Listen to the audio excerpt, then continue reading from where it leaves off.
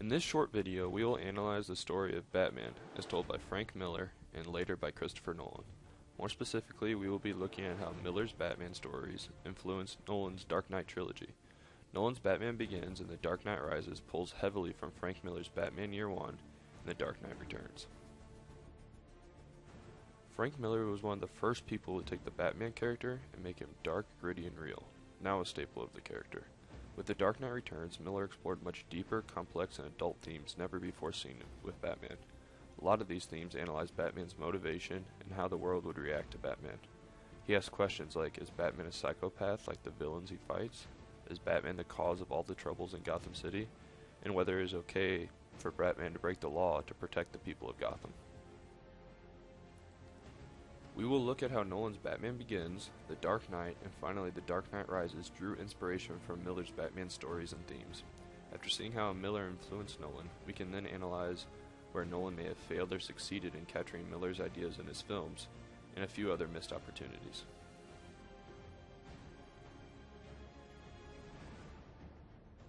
Batman Begins was released in 2005 and drew heavily from Frank Miller's 1986 The Dark Knight Returns and 1987's Batman Year One. In Christopher Nolan's Batman Begins, Bruce Wayne is played by Christian Bale. The story is often described as dark and gritty, much like Miller's stories were described in the 80s. Though Nolan may not have ever given full credit to Miller for influencing his Batman movies, the connection is clear. Both of Frank Miller's works put an emphasis on the murder of Bruce's parents as the source of his pain and strength. Nolan not only does the same thing, but paints a similar murder scene. A dark alley, a young Bruce, and, like Miller, includes the image of a broken pearl necklace. The pearl necklace was seen in Batman Year One, The Dark Knight Returns, and appears several times through Nolan's trilogy. The similarities of Batman's origins do not stop there. The scene of Bruce returning after years away from Gotham in Batman Begins resembles Bruce's return at the beginning of Batman Year One. Characters first introduced in Frank Miller's story are also included in Nolan's Batman stories, the most notable of which are Detective Flass, Commissioner Loeb, and mob bosses Falcone and Sal Maroni. It is also hard to look at the Batmobile in The Dark Knight Returns and not see the influence on the tumblers seen throughout Nolan's trilogy. They are both much different than the silly bat-themed cars of past Batman stories and include military-style weapons and technology. Similarities between Batman Begins and Batman Year One continue with Bruce Wayne pretending to be a drunken playboy to help hide his secret nightlife. He even goes as far as faking intoxication and being seen with high-end escorts. Several scenes throughout Batman Begins seem to have been pulled directly from Batman Year One. I'm charmed. Alfred, be a joy and get some glasses for our guests. And another bottle. This one's evaporated. A little early in the day for us, thanks. Please, sit. Mr. Wayne, I don't want to waste any more of your time than necessary. I've been following your exploits, Lieutenant. I must say I'm impressed. You're getting about as much press as this Batman fellow. It is Batman you wanted to talk about, isn't it? Something about me being him. Pardon me. Where are my manners? I neglected to introduce my friend. Unfortunately, I'm not sure what her name is. She doesn't speak any language that I know. Except one. How convenient. Barbara. Mr. Wayne, I need to know where you were on the following dates. The scene where Batman uses a sonar device to draw a swarm of bats to him to escape a SWAT team is pulled directly from Batman Year One.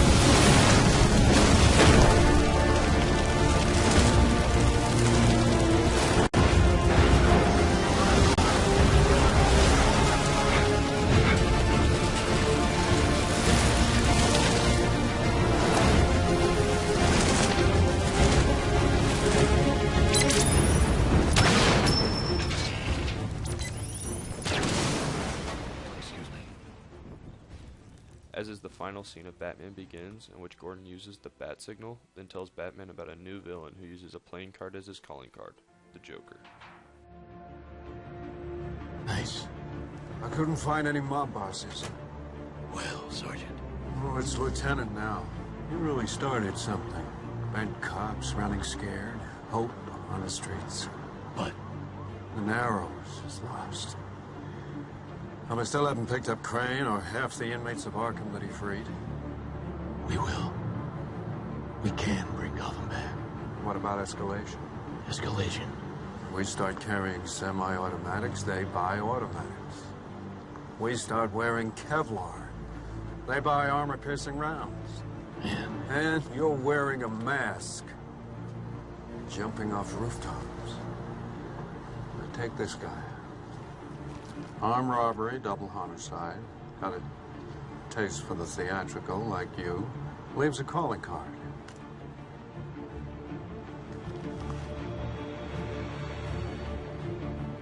I'll look into it. Christopher Nolan's second Batman movie, The Dark Knight, was released in 2008, and Christian Bale returned as Bruce Wayne. The influences of Frank Miller on The Dark Knight are much less than Nolan's other two Batman movies. Nolan uses the same Tumblr design and makes the story even darker. He even briefly touches on the Batman as Psycho, but only briefly touches on it and does not focus on it like Miller did in his works. That being said, the world's greatest detective would be able to find Miller's fingerprints on The Dark Knight. Though the connection isn't strong, the Batman-inspired vigilantes at the beginning of The Dark Knight may be inspired in part by the Sons of Batman in The Dark Knight Returns. Both are groups of vigilantes inspired by Batman who try to follow in his footsteps and fight crime. Miller's biggest influence in The Dark Knight comes with the character of Harvey Dent, the White Knight of Gotham. Nolan's pre-Two-Face portrayal of Harvey Dent seems to be influenced by the Harvey Dent of Batman Year One. In both stories, Harvey Dent wants to work with Batman to fight crime. In Batman Year One, Harvey Dent is suspected of being the Batman. This is also in Nolan's The Dark Knight. The connection is weaker than others, but the scene where Two-Face takes Gordon's son hostage, then his son is saved by Batman, and the villain falls to his death resembles the bridge scene with Gordon's infant son in Batman Year One. Nolan's 2012 Batman film, The Dark Knight Rises, is heavily influenced by Frank Miller's work, especially The Dark Knight Returns. The two works even share the same acronym, TDKR. Both works start with a retired Batman. Batman has been gone for 8 years in Rises, and 10 years in Returns. In both works, Bruce Wayne comes out of retirement. Alfred finds a newly shaved Bruce in the Batcave. Both works end the same as well. Batman and Bruce Wayne are thought to be dead, and Gotham moves on. But in both cases it is revealed that Bruce is still alive. Both works include a nuclear threat to Gotham and an army of villains trying to take control of Gotham City. Nolan pulls a comedic moment from The Dark Knight Returns that involves a veteran and a new cop who first see Batman after he returns. This scene is pulled directly from Miller's work. What's going on with the lights?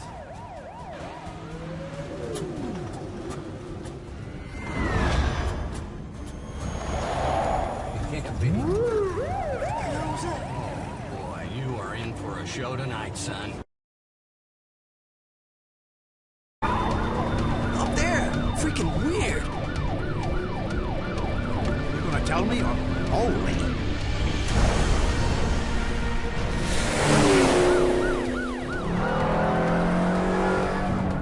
You're slowing down? Yeah, we're in for a show, kid.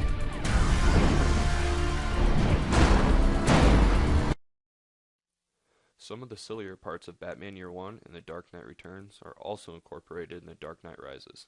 One of the scenes includes a mechanical brace to heal one of Bruce's injured limbs. In Miller's work, the brace is on his arm. In Nolan's film, a very similar brace is used on Bruce's knee. Then Bruce tests out his braced leg by kicking a brick column. This may have been a call-out to one of the sillier moments of Year One, when Bruce kicks a thick tree down after punching through bricks. Also included in Nolan's work from Year One is a character much like Holly, Catwoman's young friend.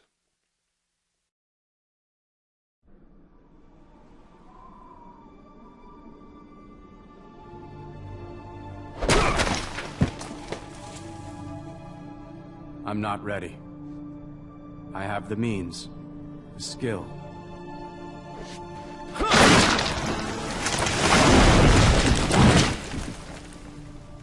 something's missing. I have to wait.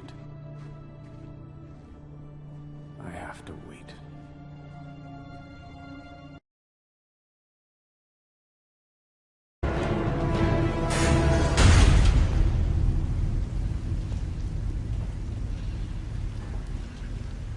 I had to find a way to stop them trying to kill me.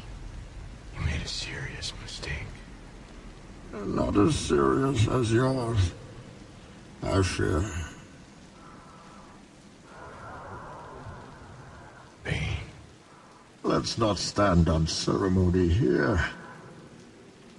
Mr. Wayne.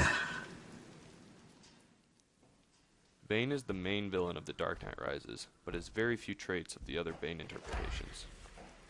He does not use venom, an adrenaline-like drug, to give himself super strength.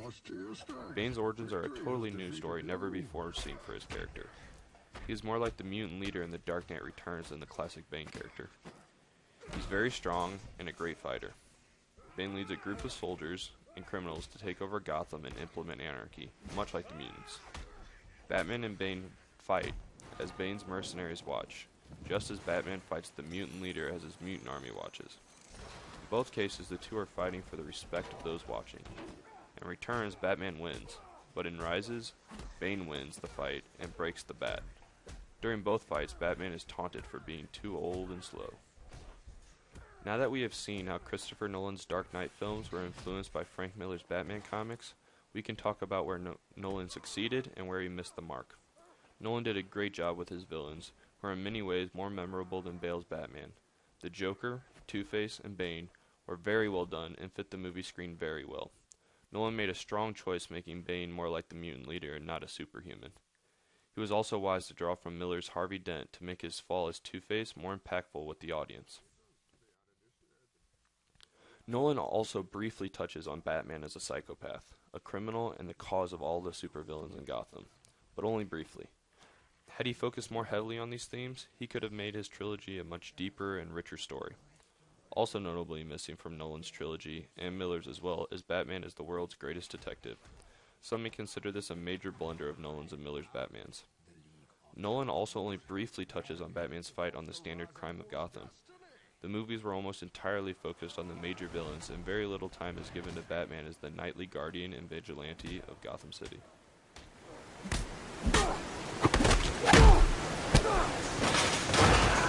You fight like a younger man. There's nothing held back. It's admirable, but mistaken.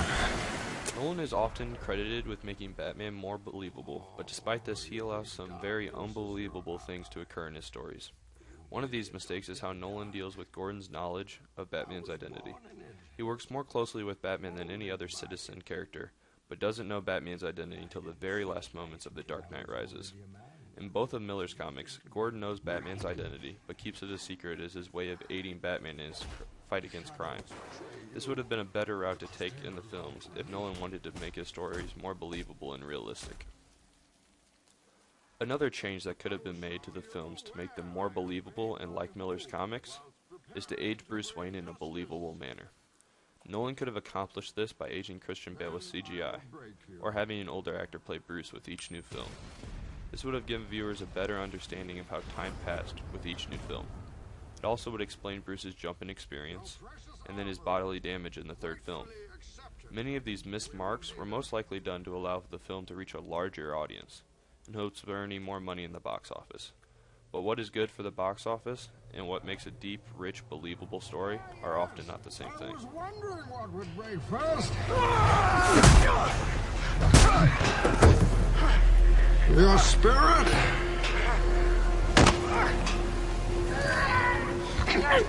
Oh, your buddy!